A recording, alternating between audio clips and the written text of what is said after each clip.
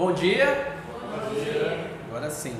A gente vai concluir a nossa classe de cosmovisão cristã e pensando na pós-modernidade, né, como experiência que todos nós vivemos, mas entendendo como filosofia o pós-modernismo, a gente vai conectar aí como o cristianismo responde a nós que estamos vivendo nessa era tão diferente comparado com todas as outras cosmovisões que nós já estudamos e como nós lidamos com a fé em meio a tudo isso, fincando os valores do cristianismo que são imutáveis em uma era, né, que se degenera, se derrete.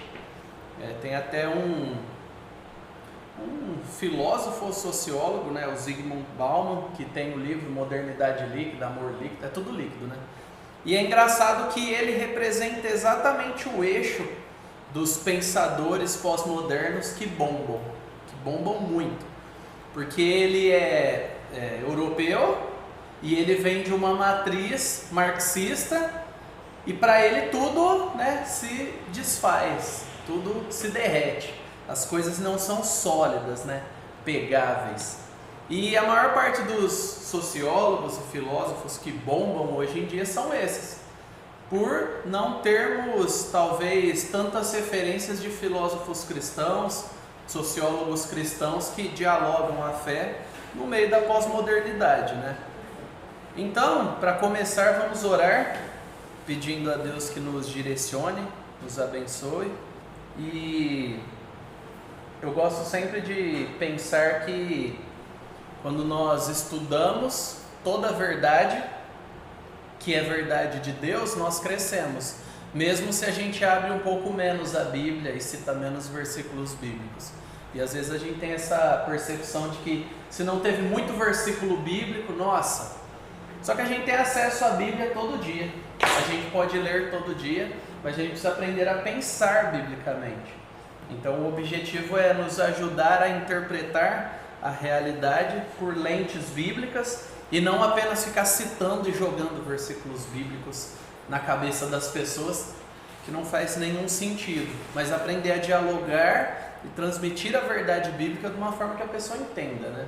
E para isso nós precisamos da ajuda de Deus, para estudar qualquer coisa, né, diante dele. Então vamos orar.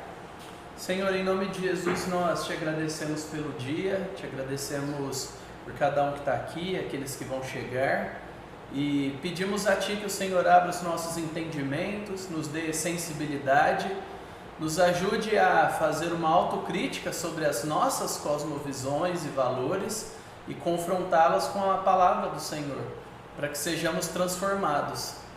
Que de fato sejamos transformados pela renovação da nossa mente, como a Tua palavra diz, e que a verdade do Senhor prevaleça em nós, na nossa maneira de pensar e sobre nós, e que nós consigamos influenciar pessoas, responder às dúvidas e os anseios das pessoas que estão ao nosso redor e pregar o Teu Evangelho, que traz esperança a todo aquele que se arrepende e crê, mas que também traga sentido para nós, para os nossos filhos, netos, para que de fato o cristianismo, que é plausível e verdadeiro, mas que extrapola a nossa capacidade de compreensão, seja cada vez mais claro para nós. Que de fato a nossa fé seja sólida, não seja uma fé fraca e dependente de ver tudo, mas que nós creiamos e também saibamos ver a ação do Senhor na realidade ao nosso redor. Abençoe-nos, ó Deus, em nome de Jesus. Amém. Então vamos lá. Obrigado. Quando nós pensamos em pós-modernismo, a gente está pensando aí numa quimera, né? Um termo que se remete à filosofia não, ao período ali dos romanos, ali até antes de Cristo mesmo, que é a ideia do bicho misturado, né? Cabeça disso, corpo daquilo. Então o pós-modernismo ele é essa quimera. Então a gente tem o deísmo, que coloca Deus em suspeição, deixa ele meio de lado. A gente tem o naturalismo, que quer jogar Deus para fora do esquema. Aí desemboca no niilismo, que é quando você aceita o naturalismo de maneira coerente e fala, tá lascado, não tem jeito, nada faz sentido. Aí a gente passa pelo existencialismo, que é você dizer, não, peraí, eu posso dar sentido para as coisas. Nada faz sentido, mas se eu der um sentido, aí pode fazer sentido para mim. E aí a gente tem esse movimento acumulado, né? Lembrando que as cosmovisões não são lineares, elas se sobrepõem, elas geralmente têm marcos de começo, mas essas ideias continuam e elas vão se fundindo até que chegamos onde nós estamos hoje, 2024, com pessoas com mentalidade moderna, pós-moderna, elementos niilistas, existencialistas, porque nós somos influenciados pelo ambiente que nós estamos também. Mas nós tomamos decisões de lidar com as informações que nós recebemos. E nós temos compromissos, como nós já falamos, compromissos do coração. E esses compromissos nos fazem escolher a cosmovisão que melhor se encaixa, talvez, no nosso momento de vida. Então eu posso crescer ouvindo uma coisa e rejeitar aquilo. Ou eu posso crescer ouvindo uma coisa e preservar aquilo. Só que a gente tem uma experiência diferente na pós-modernidade, né? Porque o pós-modernismo é um movimento que é cultural, filosófico e também artístico. E ele é um movimento de fim do caminho. É aquela ideia de abandonar os limites, abandonar as certezas, abandonar todo tipo de convicção que não parta de você mesmo, da sua experiência, da sua interpretação. E aí é quando se mata Deus. Então esses termos são fortes, né? A gente falou sobre o niilismo e a gente tem o Nietzsche, que foi um filósofo que desenvolveu essa ideia do absurdo da crença, né? E viveu de maneira razoavelmente coerente com isso. E ele tem uma citação, tem um livro O Universo ao Lado, do James Sarr, eu recomendo que vocês leiam, nos ajudou muito no histórico de cosmovisões. E ele tem a citação que ficou famosa, Deus está morto. Todo mundo cita essa frase, ninguém sabe o contexto, fica com raiva dele, mas o que ele está fazendo é só uma análise. Ele olha para o mundo e fala: nós eliminamos Deus da esfera pública por nossa causa. Deus está morto porque nós, como sociedade, ele olhava ao redor e falava isso, nós o eliminamos, nós eliminamos as certezas. Então, mais do que um comentário, e ele fez comentários ruins e negativos ao cristianismo, mas esse não é um propriamente. Ele está simplesmente falando, se tudo é verdade, e se nós temos tantas opções culturais, se nós temos tantas opções filosóficas, então a gente eliminou Deus, que era um absoluto. E a gente tem aqui diante de nós a chave para eliminar o cristianismo de qualquer cultura e sociedade é abraçar o relativismo moral. Por quê? Porque se não tem certo e errado, não faz sentido um Deus que diga que há certo e errado. E eu pergunto para vocês, quem foi o primeiro relativista? Não precisa ter muito conhecimento de história, né? Quem foi o primeiro relativista que existiu? Satanás. O diabo foi o primeiro questionador da maneira como o mundo funcionava. Foi ele que falou, mas se a gente der uma mudada? E aí, vamos pensar que ele, a queda não foi sozinha dos anjos que se tornaram demônios, mas quem foram os segundos relativistas? Adão e Eva, seres humanos. Olha que legal.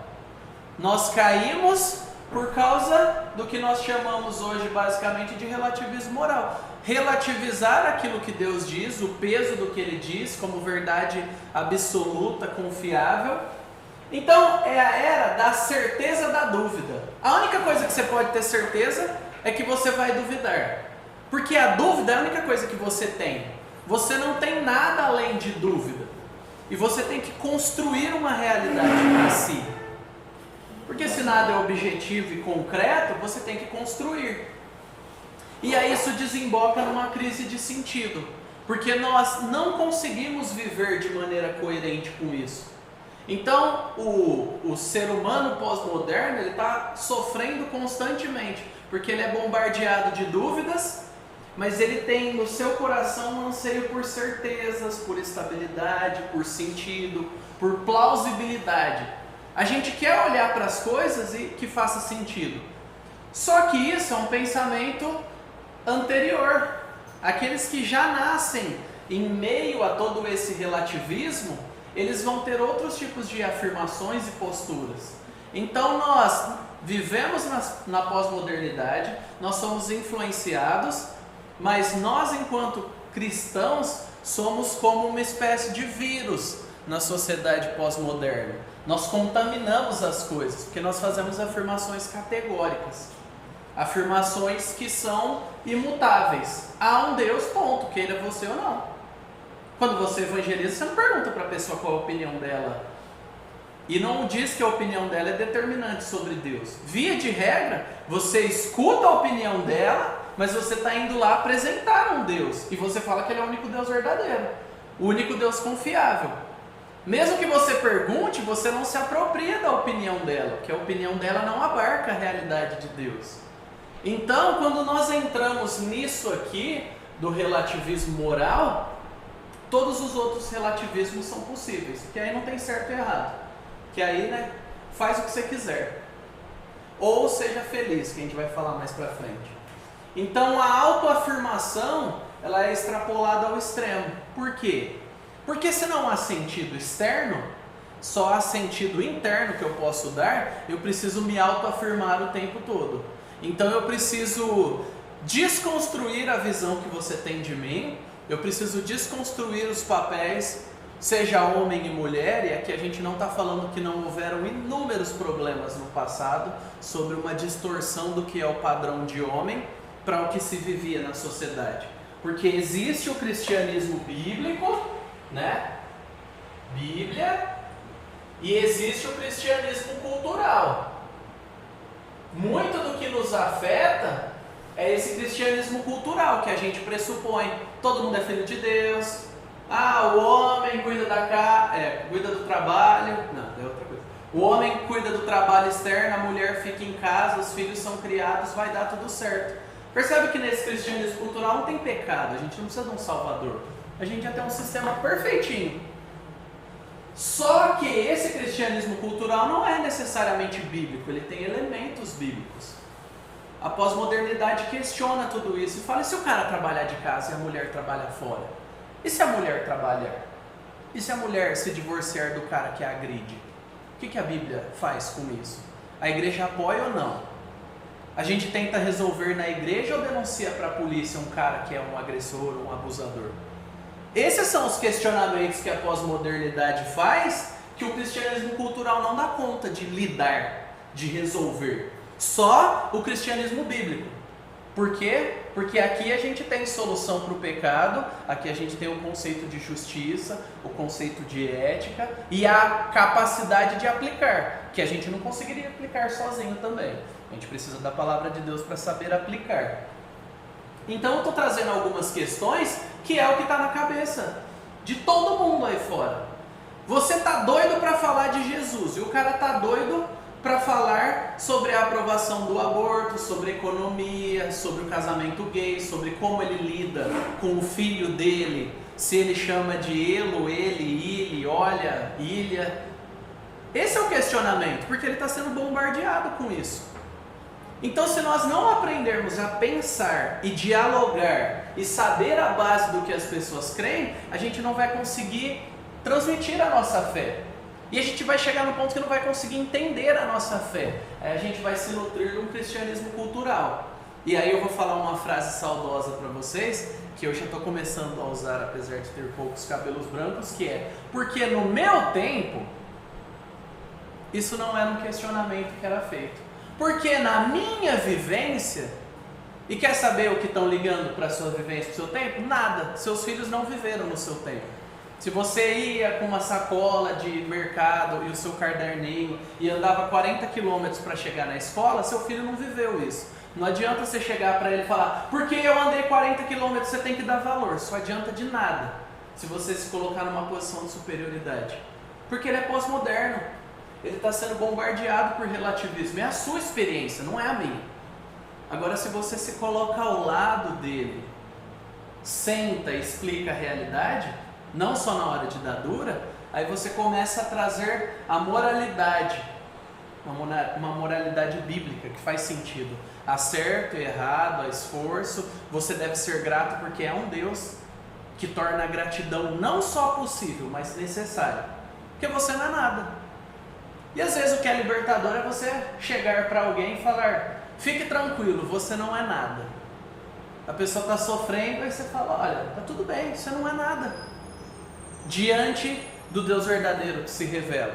Agora, você pode ser alguém se você abandonar essas verdades aqui que te destroem e você abraçar uma fé de um Deus que se encarna, que oferece redenção. Porque enquanto você abraçar isso daqui, você realmente não é nada.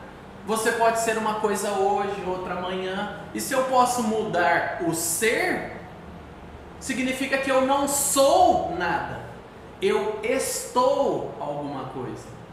E essa é uma das grandes chaves para a gente entender o que está acontecendo muito intensamente com essa geração da minha idade, entre os 30 e 30 para trás, um pouco, e principalmente dos 15 para frente. Porque eles cresceram ouvindo que eles podem ser qualquer coisa. E a gente sabe que a gente não pode ser qualquer coisa. Só que eles acreditam piamente que você vai trabalhar, ganhar aumento todo ano e pagar o que for para eles. Para estudar em Harvard. Como? Não importa, porque ele vai pedir para você ir atrás dos formulários e descobrir. Então é uma geração desconectada da realidade. Mas o importante é a autoafirmação. Eu sou o que eu sinto, eu vivo e eu experiencio tudo. E se eu não me autoafirmar, e se você não aceitar a minha autoafirmação, você está causando sofrimento em mim. Eu preciso te calar. Você não tem liberdade para dizer que eu não sou uma foca falante. Simples. Aqui a gente tem a base epistemológica, né? A base do conceito de sentido da pós-modernidade. Você duvida, encontre sentido. Resumindo, né? E um exemplo claro são os relacionamentos descartáveis. Que não é um problema desses jovens aí. Porque cada vez mais pessoas idosas estão se separando a partir de 50 e poucos anos. Isso é fato, gente. Isso é estatístico. A pessoa, ela cresceu ouvindo, aguenta firme, busca a solução do seu casamento. Agora ela está ouvindo, a partir dos seus 30 anos, seus filhos já estão criados. Você vai morrer logo, você tem que ser feliz. E ela não sabe lidar com isso, porque o cristianismo, muitas vezes, que orbitam ao nosso redor, são os cristianismos culturais, que não respondem aos anseios do nosso coração e não nos transformam. Beleza? Essa é a introdução. Então, basicamente, o convite da pós-modernidade para nós é: vamos duvidar. Então, existem alguns pilares aqui, que é uma incredulidade em relação a metas narrativas. Então pensa na metanarrativa como uma espécie de cosmovisão, um conjunto de verdade, de narrativas, que quando alinhados fazem sentido como todo. Então é uma meta, ela é maior, que abarca narrativas, que fazem sentido ou talvez não, mas que na sua cabeça, se fizer sentido, você consegue viver mais ou menos bem. Então, na pós-modernidade a gente tem que ser incrédulo a grandes explicações. Então as grandes explicações do cristianismo, do islamismo, do hinduísmo, elas não abarcam bem a realidade, elas não respondem a cada anseio que eu tenho, porque o que importa é a minha dúvida. Esse é o ponto. Então existe uma desconfiança. E se eu não acredito em metanarrativas, automaticamente eu perco as certezas, eu perco as afirmações que eu cresci ouvindo. Então eu preciso buscar verdade o tempo todo, porque eu não posso confiar em nenhuma verdade que não seja a minha. Com o pós-modernismo, nenhuma história é mais crível que outra. Então eu posso reinterpretar a maneira que os gregos viviam para defender a prática da homossexualidade. Mas os gregos que praticavam muitas vezes a homossexualidade faziam isso não hasteando bandeiras e fazendo passeatas na cara da sociedade. Era algo velado, porque era algo até vergonhoso. Era algo que alguns faziam, todo mundo sabia, mas eles não faziam passeatas para que isso fosse legalizado, porque eles sabiam que não faz sentido isso. A lógica da sociedade foi construída sobre homem e mulher, sobre a criação da família, o conceito, né, de cada um poder instituir a sua família e procriar, produzir, desenvolver, ou como a gente gosta de falar no linguajar de crente, cultivar e guardar, porque foi o que Deus deu lá em Gênesis para a humanidade. Então essa história é plausível para você, para mim o homem veio do macaco. Ah não, Mário, mas assim, hoje tem gente que leva isso a sério, seríssimo. Adolf Hitler foi extremamente influenciado pelo conceito de evolução. E ele embasou os seus argumentos de que os semitas, descendentes de Sem, aí você pode encontrar na Bíblia, são inferiores. E ele fazia estudos, viva a ciência, para medir crânio e partes do corpo de judeus e de outras pessoas de outras etnias, com outras características, para justificar. Não, o branco loiro, alto europeu, é superior a todos os outros. Ciência. Qualquer coisa eu posso chamar de ciência com o pressuposto que eu quiser. Qualquer coisa eu posso fazer um estudo. E aí eu vou vender como uma pesquisa sólida. Então, nenhuma história é mais crível que outra. Eu posso estar diante de um casal que está falando, você me bateu, isso pode ser o homem ou a mulher, e o outro está falando, eu não te bati, e ambos estarem falando que é verdade. Só que eu não posso crer que a pessoa bateu e a outra não apanhou, como verdades que coexistem. Se alguém bateu, a marca está lá, e o outro está falando que não bateu, alguém está mentindo. Mas na pós-modernidade não. Se você se sentiu agredido, então você apanhou ou sofreu algum tipo de sofrimento que o outro causou. Então você tem todo o direito de se sentir agredido. Mesmo que o outro não tenha encostado a mão, seja homem ou mulher. Percebe como sem verdade o direito não é possível? E se o direito não é possível, a convivência não é possível. Se não tem uma base, se não tem a possibilidade de nós falarmos a mesma coisa. Vocês estão sentados, eu estou em pé. Logo, isso não deveria ser discutido. Mas se você se sentir em pé estando sentado, aí o errado sou eu. Porque no seu coração você se sente em pé.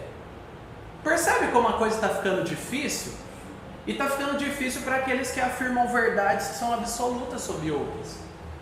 E as verdades absolutas sobre outras e verdades fundamentais sob toda a estrutura de realidade que nós temos não podem ser mudadas sem grandes consequências.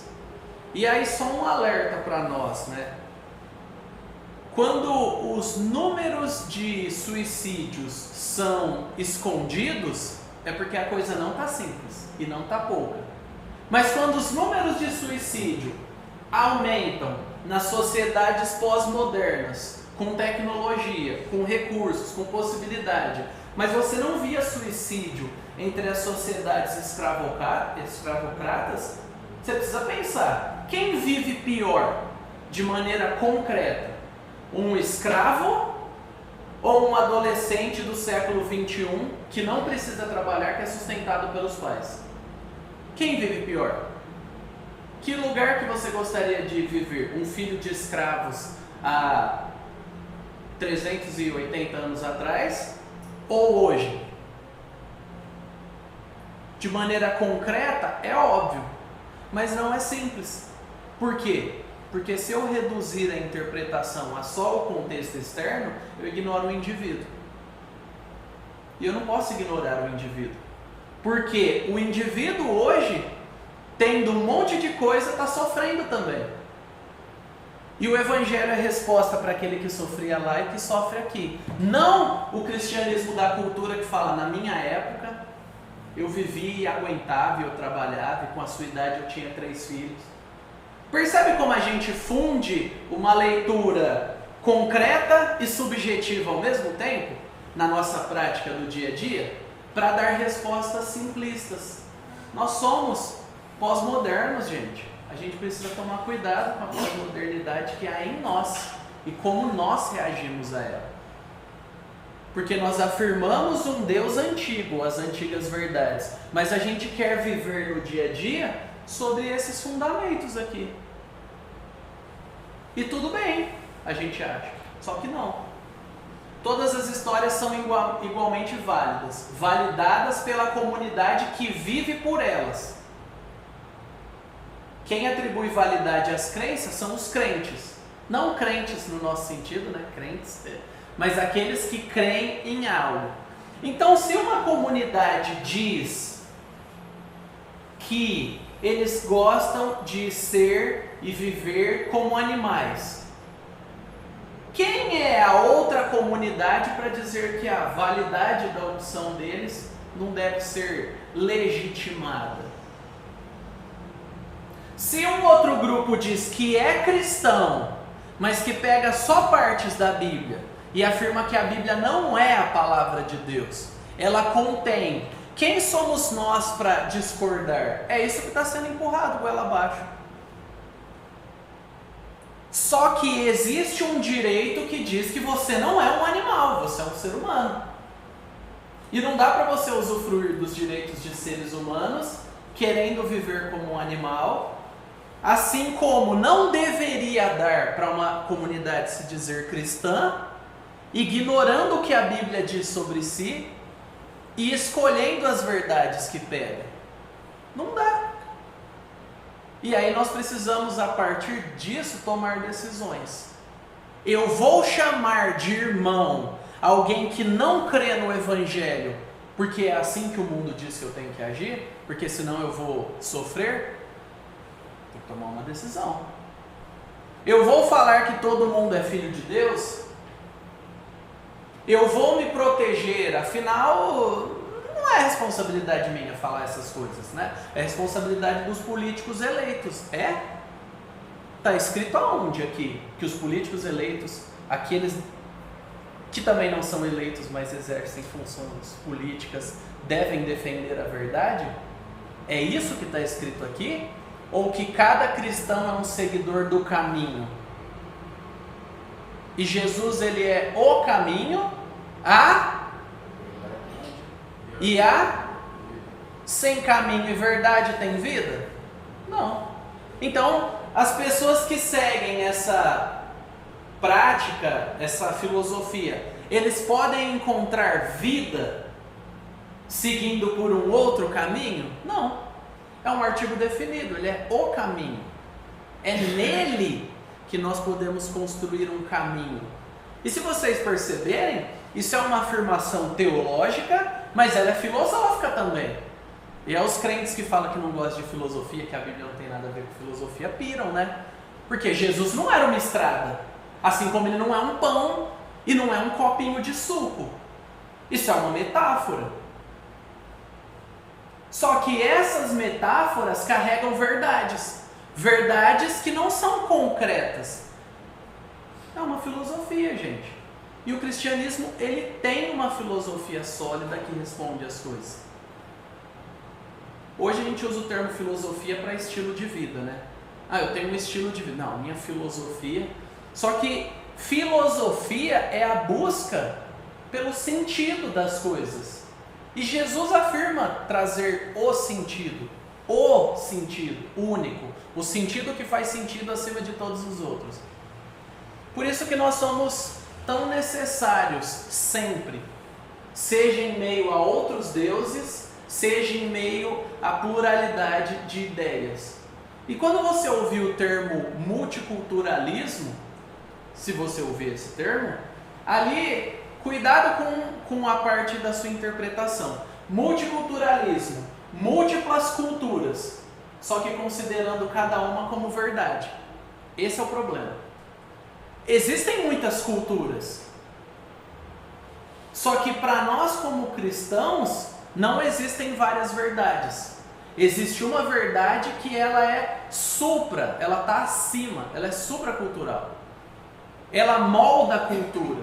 E o cristianismo é essa verdade que vai além e que reestrutura a realidade. Então a sua fé não é só para te levar para o céu.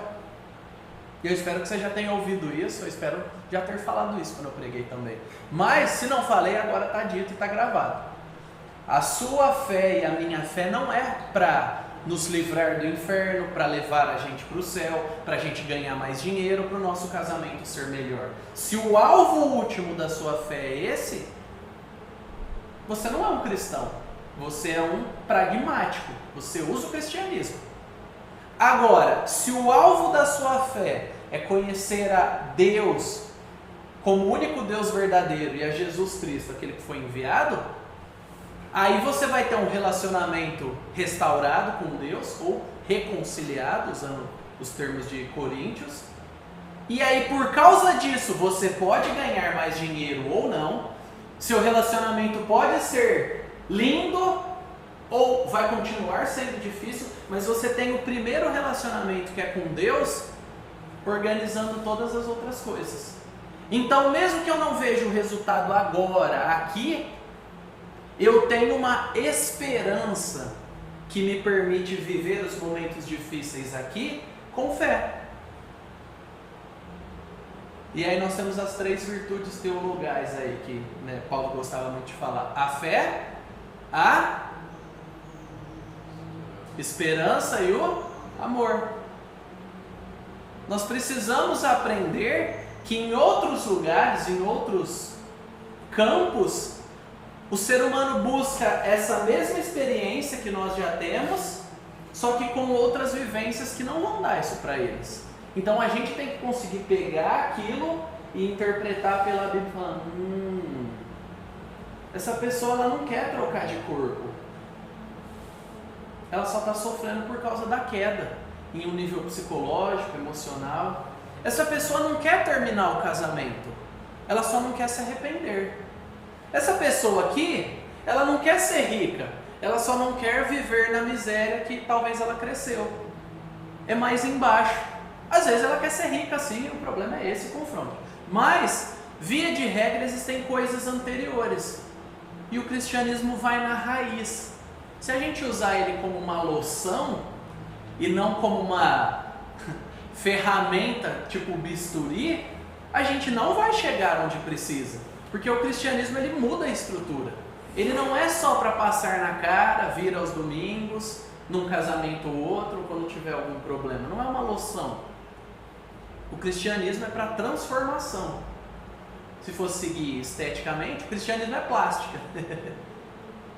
Não botox. Pode anotar essa um dia, fala que fui eu que falei. Vamos seguir. Vamos duvidar então, né? O teísta, olha que interessante. O teísta coloca o ser antes do saber, que é o valor da verdade pela Bíblia. Então, eu estou pensando, mas quem eu sou? Eu preciso descobrir quem eu sou. Sou um ser humano. O que é ser um ser humano? Essa é uma boa pergunta. Aí eu vou para a revelação. Porque olha que legal, eu estava pensando isso de madrugada ontem. Como é que eu vou explicar isso, né? E ao invés de dormir, você acaba dormindo tarde pensando na aula do amanhã, enfim, né? Mas pensa nisso. Esse é você. Ou eu, se você quiser. E essa é a realidade.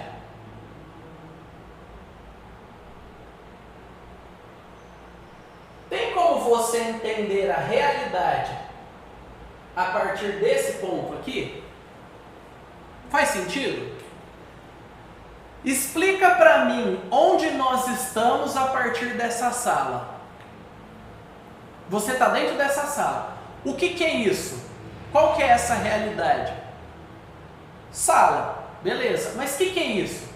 Ela faz parte do quê? Você acordou aqui, você não sabe que ela faz parte de um prédio. O que é isso? É um lugar, é uma sala. Não temos referência de dentro para afirmar o que é isso. Então o ser humano não tem referência em si para afirmar o que ele é e para que ele foi feito. Por isso que nós precisamos de uma referência externa. Alguém que explique a realidade para nós e diga quem nós somos. Que é o nosso Criador. O Criador atribui os valores da criatura ou do objeto criado. Ele que sabe para que aquilo presta. Apesar de que tem muita coisa que a gente cria que a gente não presta para nada. Mas Deus não é como nós. Então nós não podemos ser referência. O meu Deus não é assim. Não sei se você já ouviu essa frase. Essa eu já ouvi bastante. Não, o meu cristianismo, a minha fé não é assim. A sua fé não tem base para nada, porque ela se baseia em você, se ela é apenas a sua fé. Mas se ela é a fé, como diz Judas, versículo 3, que de uma vez por todas foi dada aos santos, aí você tem o cristianismo bíblico. Aí você tem raiz histórica. Aí você pode falar, eu sou cristão, discípulo de Cristo. Agora, se você falar a minha fé, a minha crença, o meu modo de ver, se você é autorreferente, você não está se colocando ao lado dos cristãos. Então o teísta, pensando no cristianismo aqui, ele coloca o ser, eu preciso entender quem eu sou, antes do saber, eu preciso conhecer o que está acontecendo. Mas eu reconheço que eu sou alguém, eu já existo, eu sou alguma coisa. O materialista, ele coloca o saber antes do ser, e a gente tem a autonomia da razão. Eu preciso colocar no microscópio, eu preciso comprovar, eu preciso ter dados, eu preciso que alguém que se diz cientista e que tem algum diploma diga como é a realidade para mim, porque eu não posso saber se não vir de alguém com um diploma, porque não existe verdade sem isso. E aí vocês que são um pouco mais velhos, como eu, do que eu, vão lembrar da polêmica do ovo. Ovo, milhares de anos, dá para falar. Não sei quem foi o primeiro que descobriu que comer ovo fazia bem, mas alguém fez isso um dia e aí se legou a nós que comer ovo faz bem. Ovo é uma fonte de proteína, é razoavelmente barato e você só precisa saber onde está o ninho da ave lá. Aí todo mundo vem há milhares de anos, come ovo, frita ovo, e de ovo, enfim, a gente tem bolo, tem torta, tem tudo. O ovo é uma benção, Mas aí, alguns anos atrás, saiu um estudo, porque ovo dá câncer. O problema é o ovo. Ovo é o vilão.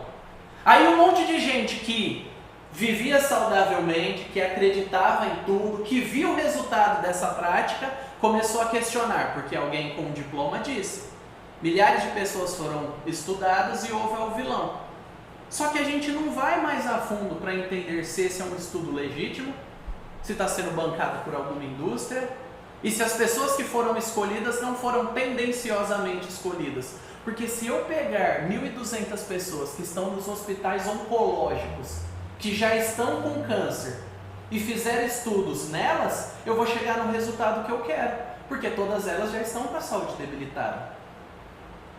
E eu vou estar afirmando uma verdade, só que com uma base distorcida. E muitos de nós vivemos desse jeito, à mercê desse saber. E você vai ouvir isso na sua mente quando você for questionado ou se questionar, ouvindo uma mensagem, lendo algum texto bíblico. Mas isso daqui é na teoria, Esse negócio de amar uns aos outros desse jeito é na teoria, porque na prática eu não vejo isso. E nem quero ver, porque eu também não quero pagar esse preço. Mas não pode ser verdade que Jesus falou isso. Amar o outro como a mim mesmo? O que eu estou colocando? O saber ou a experiência antes da Bíblia? Isso é mato na igreja. Cuidado com o pós-modernismo na sua cabeça. Se eu não vejo, logo não existe. Talvez o problema sou que eu estou negligenciando ver. Se eu tampar os olhos, eu não verei. Ou talvez o problema é que eu estou procurando nos lugares errados a existência disso. A gente tem que questionar. Esse é o materialista. Agora o pós-moderno coloca a dúvida antes de tudo. E ele ressignifica a realidade. Então, eu sou um homem, biologicamente, mas não necessariamente me sinto como tal e vivo como tal. Isso é um exemplo gritante. E aí algumas pessoas falam, por que que os evangélicos falam tanto sobre as questões da sexualidade? Porque é a última barreira, gente. Porque quando você desumaniza o ser humano, seja através do preconceito racial, que não é nem um termo preciso, porque só tem a raça humana entre seres humanos, o termo preciso não seria esse, mas vamos usar que é o que todo mundo usa. Quando eu coloco a cor, quando eu coloco alguma característica física para dizer que aquela pessoa não é ser humano, eu estou cometendo um erro. Mas quando eu vou além e digo que a identidade do indivíduo não está submissa abaixo do sentimento dele, aí eu perdi tudo. Aí é a última barreira. Aí a gente chegou além do além. A gente criou um alçapão no fundo do poço. Porque se você não é o que você é, o que você é? O que você quiser. E se você é o que você quiser, você não pode ter acesso a nenhuma verdade. Porque você precisa sempre querer ser. Você precisa sempre aceitar alguma coisa primeiro no seu coração, antes de compreender aquilo como verdade. Só que na vida prática isso não acontece. Acontece na questão sobre sexualidade, relacionamento, sobre vocação. Mas você só chegou e sentou. Quem disse que essa cadeira te sustenta? Você pressupôs. Com base em quê? E se ela não te sustenta? Você ia cair no chão, mas você exercitou um tipo de crença. É óbvio que pessoas não colocariam cadeiras quebradas para eu sentar. Só que a gente exerce esse tipo de suspeição com relação a Deus, com relação àquilo que é mais básico às vezes. Mas não exerce em relação a cadeiras. E cadeiras quebram o tempo todo. Se nunca aconteceu com você, dê graças a Deus. Já aconteceu comigo, é uma vergonha, né? Coisa desagradável. Tá lá no cu, pá! Aí, todo mundo já vem, precisa de ajuda, aí você já fica vermelho com vergonha, enfim. Mas a cadeira é um símbolo de como nós confiamos em coisas que não são relevantes para descansar a nossa vida, a nossa existência. E como coisas relevantes e verdadeiras vão perdendo sentido. E a gente precisa resgatar isso. E tem essa tirinha aí do Carlos Ruas. Não estou validando as outras, só estou falando que essa é interessante.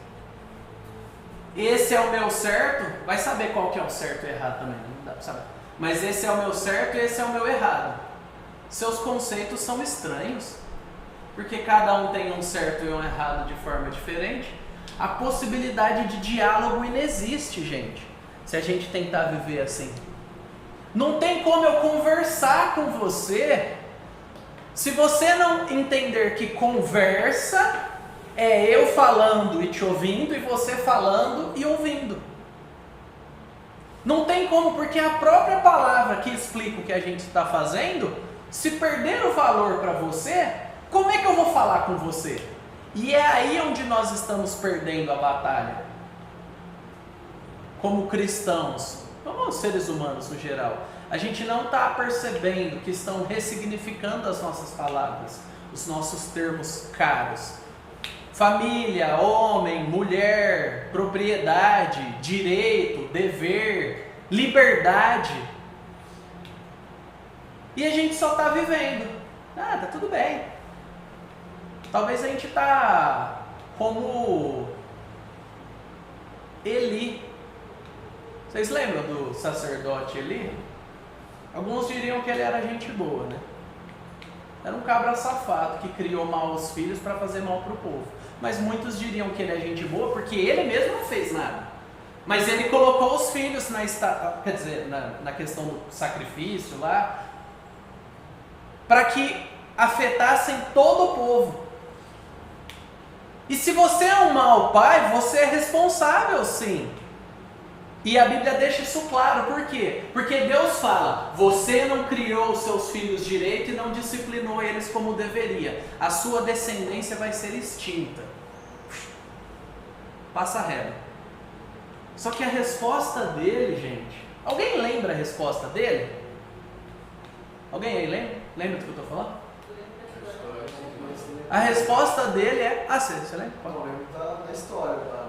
A resposta dele é: se o Senhor decidiu assim, né, vou fazer o quê?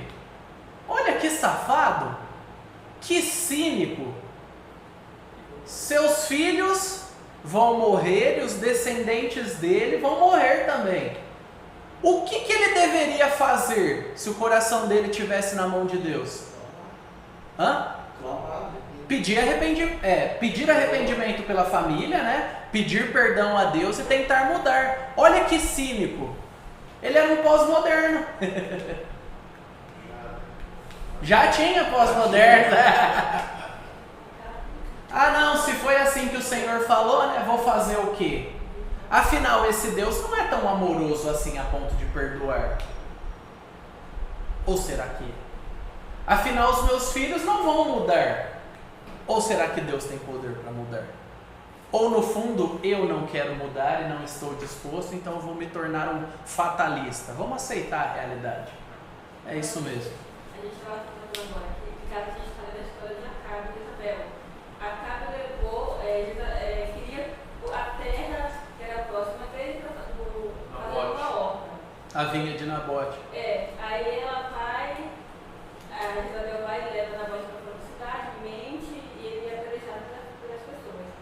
Deus fala que vai destruir as descendências de Acabe. Acabe, ao contrário do sacerdote, ele clamou, rasgou suas vestes, chorou, e Deus falou que enquanto ele estivesse vivo, isso não ia acontecer. Só depois que ele morresse. Olha aí. Interessante, né? Uma família sacerdotal que não se arrepende.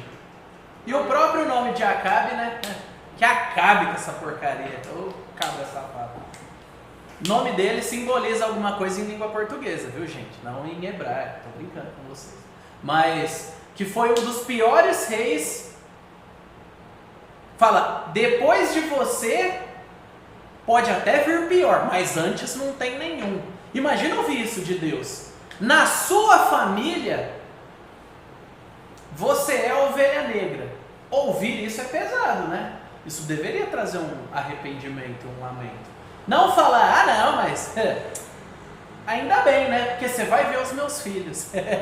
Vai ter gente pior para limpar meu nome. Será que esse é o sentimento adequado?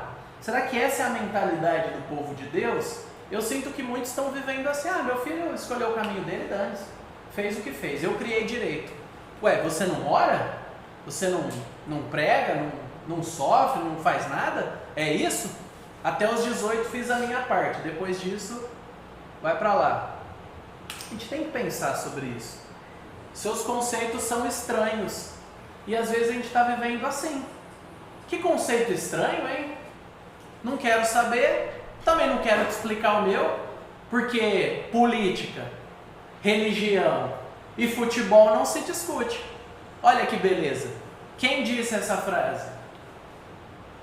Não sei, mas quem soprou no ouvido foi Satanás. Porque a gente também não discute nada e aí não chega ao conhecimento da verdade nunca. Então vamos lá, abaixo a solidez. Tudo que é sólido tem que se desfazer, tem que se derreter. Tudo aquilo que é base, que é apoio, que é estrutural, precisa ser desfeito. Então os historiadores se moveram do historicismo moderno. A história deve ser entendida no seu contexto, dentro da realidade daquelas pessoas e daquela situação. Senão a gente não vai ter a compreensão correta. Para uma grande mudança. Olha o que essa Gertrude fala aqui. Negação da fixidez do passado. Essa é a mentalidade pós-moderna. Então o passado não é fixo. Da realidade do passado, a parte do que o historiador escolhe fazer dele e, portanto, de qualquer verdade objetiva sobre o passado. Então você joga fora seus livros de história, de filosofia, de matemática e escreve você a sua interpretação sobre aquilo. Porque não existe mais história objetiva. Agora, esse termo Eagleton, sei lá como é que pronuncia isso que eu não pesquisei. Mas ele era um crítico literário marxista. Um crítico literário fazendo afirmações. A gente nem percebe qual é a graduação e quem são os especialistas que às vezes fazem afirmações. Ó, crítico literário. A ciência é o que os cientistas dizem que ela é. Aí um cientista poderia responder, né? Apenas dê um passo para fora de uma janela do 10º andar e repita isso. Você vai conhecer uma velha amiga e inimiga nossa chamada gravidade. Aí você não vai mais ter tempo para falar besteira desse tipo. A ciência não pode ser o que os cientistas dizem que ela é. A história tem que ser entendida no seu contexto, com a mentalidade das pessoas. E aí existem pastores famosos, não só de São Paulo, do Rio, em todo lugar, que dizem, não, a gente tem que entender a Bíblia à luz da luta de classes, à luz dos olhos do negro, à luz do sofrimento que os oprimidos têm diante do opressor. E aí eu preciso contar uma verdade triste para vocês. O oprimido foi Cristo na cruz, o resto é tudo opressor. O que a gente merece é o inferno. Todo mundo tem que se lascar. Mas Deus foi misericordioso e amou. Beleza. Mas a gente precisa voltar e se relembrar que o oprimido foi o santo que foi traído por pecadores. Por isso nós podemos viver de modo diferente. E o cristão luta pela justiça? Sim, com as armas da verdade, do caminho e da vida. Não com as armas do marxismo, não com as armas do liberalismo e nem com o isentismo, né? Que eu sou melhor do que quem toma posição, eu sou isento. Então eu sou moralmente superior. Não, não é essa a postura do cristão. Nós nos posicionamos como Cristo, ao lado de Cristo, debaixo dele, né? Ou os mais velhos gostam, né? O nosso general é Cristo. Então vamos lá, reflita sobre as frases. Já falei demais, agora vocês leem um pouco para eu tomar.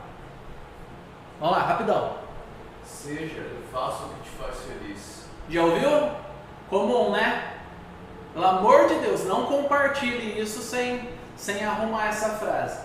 Se o que te faz feliz é tomar veneno, eu vou tentar te fazer triste antes de você tomá-lo. Eu tenho 2 filhos pequenos. Como eu não quero que eles busquem a felicidade até terem condição de entender. Porque a felicidade é morte, gente. A parte da verdade. Não, eu vou falar uma coisa séria pra vocês. Não é fácil ter filho pequeno não, porque os bichinhos querem morrer. Eles anseiam por formas de morrerem. A vida do pai é educar e impedir que morra. Porque de 3 opções, a mais perigosa é sempre a que eles escolhem. Um desabafo de um pai de crianças pequenas. Não é uma reclamação, é só é só a minha defesa filosófica sobre os primeiros anos da paternidade. Vamos lá. Se isso faz sentido para você, por mim tudo bem. Tudo bem? Por mim tudo bem, desde que não me afete. Ué, mas você defendeu uma mentira, me afeta. Não, ele é só usuário que dá dinheiro para o traficante, que mata pessoas, que dá dinheiro para políticos corruptos, que matam pessoas, que desviam dinheiro. Não, ele é só usuário de drogas, ele não faz parte do sistema mau. Ele só é um falso mestre, que no Antigo Testamento seria apedrejado, mas hoje a gente não pode mais falar isso e defender que as pessoas estão erradas. Ele é só um cara que tem atração por crianças, mas ele não é um criminoso, ele não é um pedófilo, ele é uma pessoa com distúrbio. Olha que interessante, né? Porque se faz sentido para você, tudo bem.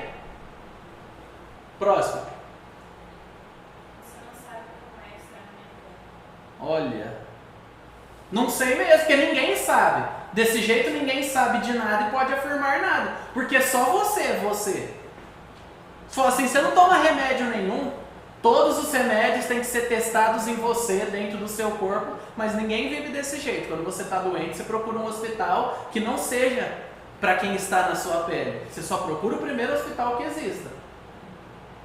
A economia as funções, o trabalho, a realidade, não se molda você. Porque esse tipo de coisa parece simples, mas significa o quê? Nem Deus pode me julgar. Já ouviu a frase, só Deus pode me julgar? Essa daqui é nem Deus pode me julgar, porque só quem viveu o que eu vivi e sentiu o que eu senti pode falar alguma coisa pra mim. Fala isso pro policial quando você estiver cometendo um crime. Próximo.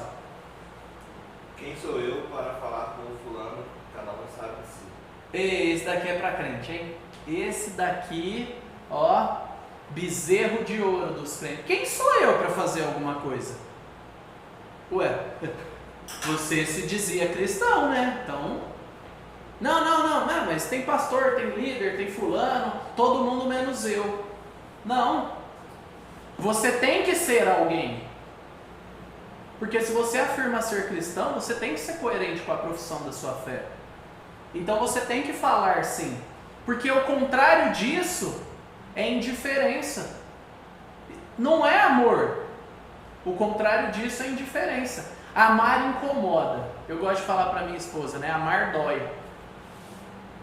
Não só porque eu aperto ela, espremo os cravos dela, né, e tal. Mas, não agrido, né? Mas amar dói. Porque quando você se abre para amar alguém, é uma experiência imprevisível. E você vai sofrer. Porque aquela pessoa é uma pecadora.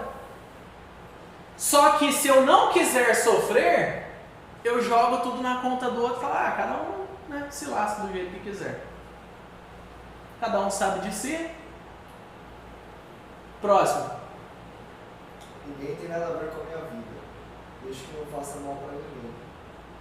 Ó, será que essa é Bíblia? Infelizmente eu creio que alguns cristãos talvez afirmariam que sim. Isso daqui é o novo ame o próximo como a si mesmo, que tem sido institucionalizado por nós, porque a gente quer e porque sim. Ninguém tem nada a ver com a minha vida desde que eu não faça mal para ninguém. Se você ofende a Deus, você está fazendo mal para alguém, porque Deus é alguém. E se você peca, o seu pecado, a sua distorção, faz mal para quem está ao seu redor, e o mal para a pessoa que está ao seu redor faz mal para quem está ao redor dela, porque nós vivemos numa sociedade, em uma comunidade. Os nossos pecados nunca ficam restritos a nós, e as consequências nunca são limitadas a nós. Por isso que essa afirmação é a afirmação de quem odeia o outro, não de quem ama. Por isso que isso não pode estar na boca dos crentes. E nem ser defendido por eles. Aí a gente tem o teísmo cristão, né? Sufocou, mas agora vamos respirar. Com pouco tempo. O teísmo cristão é uma religião, e sim, o cristianismo é uma religião. Eu sei que vocês mais jovens estão acostumados. O cristianismo não é religião, mais Jesus, menos religião. Mas aí você tem que ir para Tiago, capítulo 1, que fala que é a religião verdadeira, ou termo religião ali. Nossa, e agora, né? O cristianismo é uma religião. Ele é só uma religião como qualquer outra? De maneira nenhuma. Mas ele é um conjunto de crenças que possui uma verdade declarada, que exige que os seus seguidores sigam essa verdade, como qualquer religião. Então, a fins de estudo, cristianismo é uma religião, não é o seu e o meu sentimento, não é a sua e a minha experiência. Agora, se para você religião significa a minha tentativa de alcançar Deus, como alguns gostam de usar, então cristianismo não é religião, tá bom? Só para a gente aprender a usar o termo e não sair compartilhando qualquer coisa de qualquer pessoa que soa bonito. Há religiosos que desonram Deus. O cristianismo é uma religião, nem todo religioso desonra Deus. Então a gente tem que conseguir pensar. O cristianismo é a religião bíblica, a religião de Deus. Pronto, aí você elimina a dúvida. Se baseia numa raiz judaica que se redefine e amplia a partir dos ensinos de Jesus Cristo, Deus homem, e aqui a gente tem o Evangelho, que é sua vida, ensino, morte, ressurreição, que designa cada adepto dos seus ensinos como um representante para continuar transmitindo o Evangelho ao mundo. É isso que você professa. Se você é cristão, é isso aqui, ó. Se você nunca tinha ouvido, ou já tinha ouvido, mas é isso. Não começou com Jesus. O Antigo Testamento está aí. Só que continua conosco. Olha que legal. Não começa em mim, mas continua comigo, porque eu sou um dos adeptos, eu sou um representante. Eu preciso transmitir o Evangelho ao mundo. É uma fé que pensa, é uma razão que crê. John Stott falava muito isso. É uma fé que pensa, é uma razão que crê. Não é uma coisa divorciada da outra. Tanto que Deus deixou o que é isso? O que é isso? Ele deixou um livro. Livros devem ser lidos. Olha aí, que beleza. Então a gente tem alguns pontos que eu vou só passar brevemente para você ler em casa.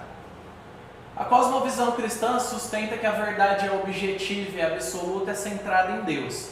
A cosmovisão moderna rejeita a verdade absoluta e objetiva. As verdades são construídas socialmente e elas variam de cultura para cultura. E ninguém pode julgar a outra cultura. Olha como nós podemos fornecer base sólida para quem está ao nosso redor. Nós temos a questão da ética e da moralidade. A cosmovisão cristã baseia sua ética, a definição daquilo que é certo, errado, deve ser feito, em princípios divinamente revelados. E você tem os 10 mandamentos e os ensinamentos de Jesus. É objetivo o pecado, o certo e o errado. O que agrada e o que desagrada a Deus. É objetivo. Na visão pós-moderna, não, é relativo. As normas morais são combinados que nós fazemos. E a gente que define o que é certo e o que é errado. E a gente tem que respeitar todas as verdades que todo mundo defende como verdades iguais. Nenhuma pode ser superior. Isso que é a pluralidade das ideias. Todas são igualmente verdade. E um anseio grande da nossa geração, de todos nós, né? Mas gritante nessa geração. O cristianismo, ele tem uma resposta em relação a propósito e significado. Então o cristianismo atribui significado e propósito à vida humana com base na relação com Deus e no cumprimento dos seus desígnios. Defende a existência de um plano divino para a história e a redenção da humanidade. A gente está indo para algum lugar. A visão pós-moderna, cada um tem que dar um propósito para si, todo mundo tem que passar pelo processo de desconstrução, reconstrução, isso é pessoal, isso é no seu tempo. A gente não pode se prender a nada que não seja a nossa experiência. E aí, nós temos, né, um aviso que a nossa próxima classe será sobre o profeta Abacuque. Ou para alguns mais íntimos, né, o profeta do Cook. Se você digitar Aba e Cook, como Cook em inglês, fica legal também, você pode compartilhar e chamar alguém para ver. Então, crendo em Deus em meio ao sofrimento. A gente vai aprender aí a partir de maio, dando uma pausa em abril, sobre como sofrer como crente. Como o crente sofre. Como quem crê em um Deus bom, perfeito e justo, sofre. Sem necessariamente ter feito aquilo que causou aquele sofrimento direto. Mas eu não vou responder isso agora, então não adianta vocês ficarem olhando para mim, vocês vão ter que ver na classe. E aí a gente vai estudar a partir de maio, beleza? Deus abençoe vocês, vão para o culto, sem bateção de papo. E olha, terminei quase na hora hoje, hein? Estou de parabéns, por favor, né? Estou de parabéns hoje. Nem terminei tanto atrasado. Deus abençoe vocês, gente.